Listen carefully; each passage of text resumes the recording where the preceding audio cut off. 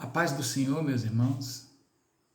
Aqui é Alexandre, diácono da Igreja Brasil para Cristo, em Jardim Olimpo. Eu tenho um canal no YouTube, Alexandre Silva, e eu preciso colocar uns vídeos, porque a proposta que eu fiz quando eu pedi que você fizesse a inscrição era que eu fosse colocar vídeos de mensagens, de entendimento daquilo que Deus tem falado ao meu coração. Eu gostaria de começar esta palavra, mas eu gostaria de pedir a você que clicasse no link e fizesse a inscrição. Todo youtuber, toda pessoa que usa um canal, ele vive de inscrições e de like. Então, clica no link, dá um like, dá um joinha e, se você puder, compartilhe. O texto que eu gostaria de dividir com vocês está em Lucas, vai falar dos dois malfeitores que foram crucificados ao lado de Jesus. É interessante que o que esses dois malfeitores expressam na palavra tem muito a dizer daquilo que nós vivemos e das pessoas que estão na igreja. Olha o que diz o texto de Lucas 23, de 39 a 43. Lembrando que no livro de Mateus, no texto da crucificação, o verso 38 vai dizer que Jesus foi crucificado ao lado de dois malfeitores. Vamos ler a palavra.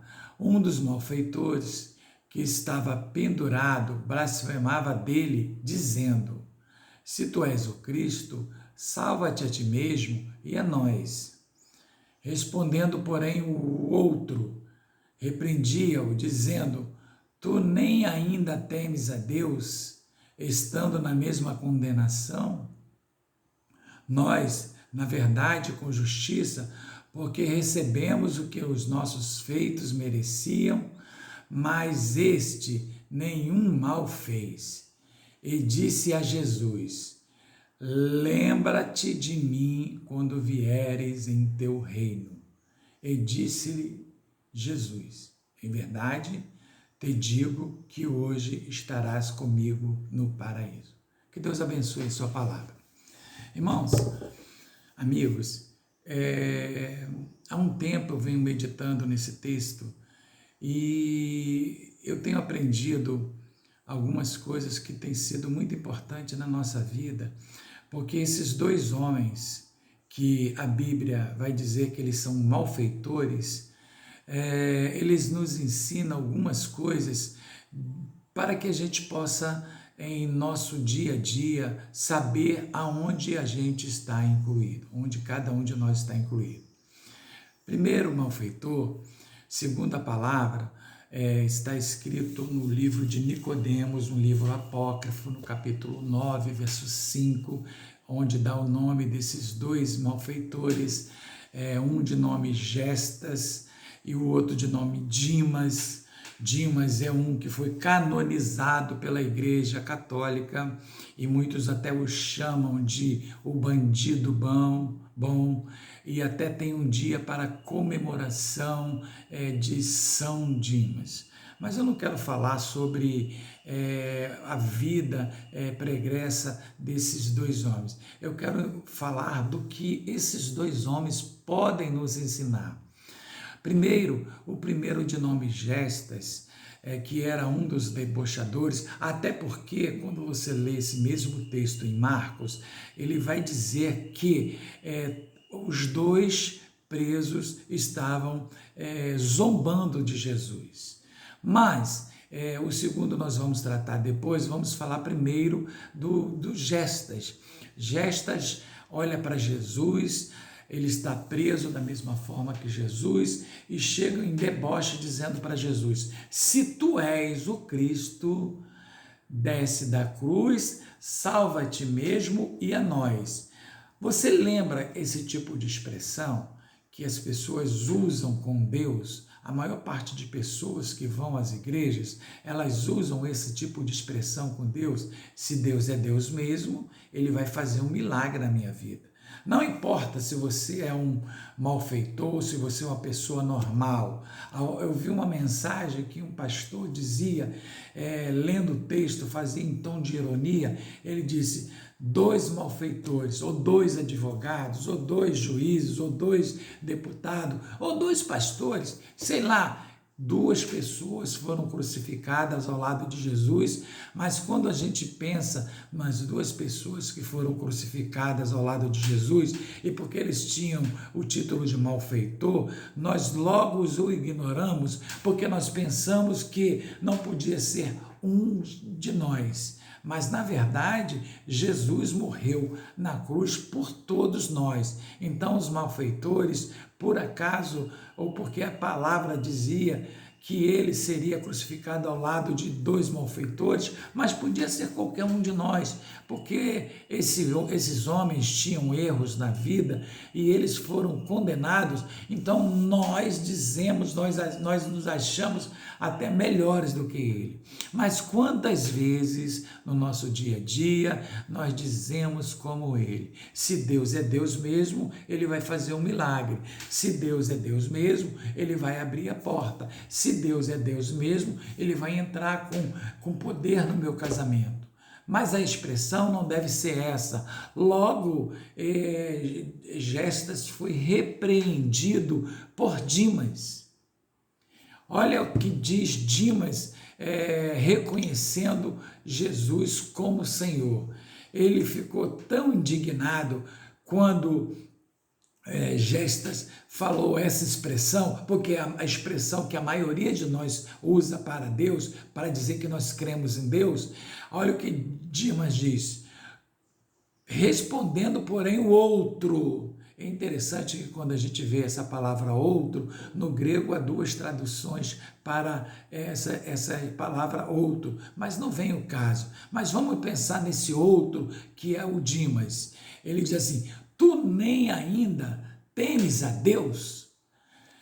A Bíblia nos ensina, no livro de Provérbios, que o temor ao Senhor é o princípio da sabedoria. Então, note que Dimas está falando de conhecimento daquilo que ele pensa, de temor ao Senhor, o princípio da sabedoria. E a própria Bíblia, no livro de Tiago, apóstolo, ele diz assim: se algum de vós tem falta de sabedoria, peça a Deus. Então esse homem, ele diz assim: tu nem ainda temes a Deus, estando na mesma condenação? Detalhe, ele se reconhece como culpado. A coisa mais difícil é alguém que comete um erro se considerar culpado. E ele é tão réu confesso que no verso 41 ele diz assim: nós, na verdade, com justiça, porque recebemos os nossos feitos, merecíamos. Mas este, então ele reconhece que Jesus não tem pecado. Então, um Salvador, alguém que pode salvar a sua vida, é alguém que não tem pecado. E alguém que não tem pecado, ele precisa ser reconhecido. Muitas pessoas não reconhecem Jesus como Senhor e Salvador de suas vidas, mas esse malfeitor, ele vai dizer para esse outro amigo que esse não tinha mal algum. E ainda disse para Jesus, olha o que ele vai se dirigindo para Jesus, ele diz assim: Senhor. Ele agora reconhece Jesus como Senhor. Quando você examina o texto lá nos originais, você percebe que essa palavra Senhor tem a mesma expressão daquela que Deus, falando com Moisés, ele se apresenta como Senhor, único. Senhor, lembra de mim quando vieres no teu reino.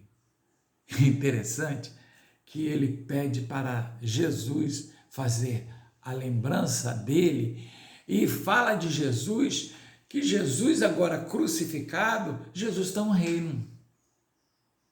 Já perceberam que esse malfeitor, que é o chamado de o bandido bom, ele reconhece que Jesus não tem pecado e reconhece que Jesus tem um reino? E já percebeu ainda que ele fala quando vieres? Gente, o homem está crucificado junto com outro bandido, outro malfeitor e com o nosso Senhor e Salvador Jesus. E ele no final da vida, nos minutos finais da sua vida, ele consegue reconhecer que Jesus é Senhor, que Jesus não tem pecado e que Jesus tem um reino. E melhor, que Jesus vai voltar. Esta é a mensagem que cada um de nós precisa reconhecer. Jesus é Senhor. Jesus não tem pecado. Jesus tem um reino e Jesus vai voltar. Ao que Jesus o responde, hoje. Esse termo hoje é interessante porque nós sempre pensamos no tempo, no nosso cronos. O tempo de Deus é hoje. Por isso que Hebreus diz, hoje, se ouvirdes a vossa voz, não endureçais os vossos corações.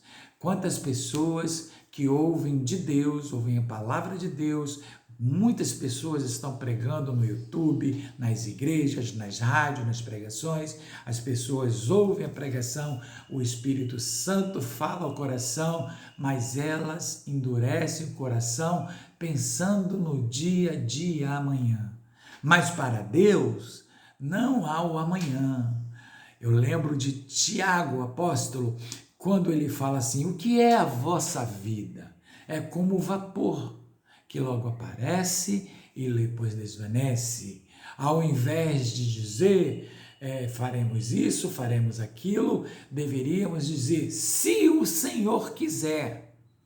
Porque para Deus só existiu hoje. Nós tratamos a vida como se houvesse o amanhã. O próprio Cristo no Evangelho disse para uma pessoa, louco, essa noite pedirão a sua alma. Já parou para pensar que se a sua alma for pedida, o que você tem para dar para Deus? Se hoje você tiver que se encontrar com Deus Todo-Poderoso, o que você vai dizer para Ele da vida, da chamada? Será que você vai poder dizer, como Dimas, que Ele não tem pecado, que Ele é Senhor, que Ele tem um reino e que Ele vai voltar? Receba Jesus em sua vida. Faça a melhor decisão da sua vida, mas faça hoje, porque o tempo de Deus é hoje. Que Deus possa te abençoar. Se essa mensagem foi boa e edificou a sua vida, compartilhe. Compartilhe o link do meu canal. Me ajude. Eu preciso de você. Que Deus possa te abençoar e te dar uma semana na paz do Senhor e Salvador Jesus Cristo. Amém.